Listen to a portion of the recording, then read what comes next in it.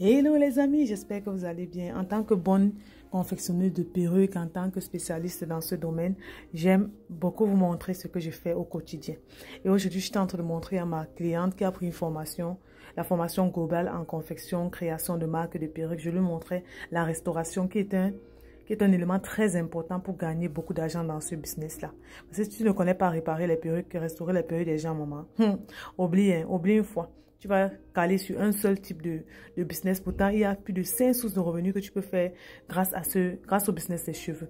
Donc, je suis en train de montrer comment réparer une perruque. Quand une cliente vient avec perruque, qu'est-ce qu'il faut faire? Quand une cliente vient avec une perruque, quels sont les critères en fait qu'elle doit prendre en compte? Quels sont les produits qu'elle doit utiliser? Quelles sont les perruques qu'elle doit restaurer? Les perruques qu'elle ne doit pas restaurer? Parce que tu ne peux pas restaurer les synthétiques. Tu ne peux pas restaurer certaines perruques. C'est un perruque qu'il ne faut pas. En fait, tu ne peux pas restaurer les perruques synthétiques, aussi simple que ça. Parce que si je m'en vais trop dedans en profondeur, vous n'allez pas comprendre ce que je suis en train de dire.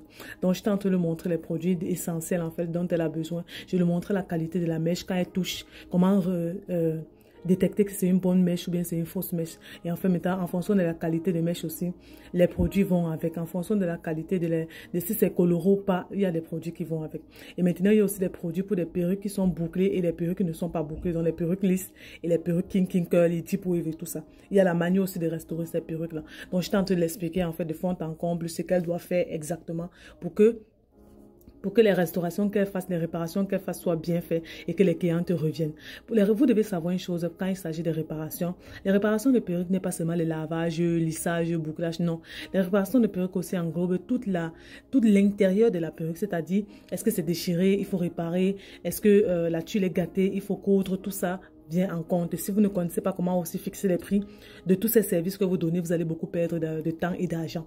Parce qu'une cliente va venir avec une perruque qui est vraiment magadée, ça va te prendre 2 à 3 heures de temps pour le faire, mais tu vas donner un prix qui n'est pas conséquent au travail que tu as fait. Ça ne fonctionne pas en fait. Donc c'est ça que je tente d'expliquer à ma cliente pour la restauration. Je lui disais aussi que quand il s'agit de la restauration de perruques, tu dois pouvoir mettre aussi, lorsque tu vas remplacer les choses, tu dois pouvoir mettre un prix par rapport à ça.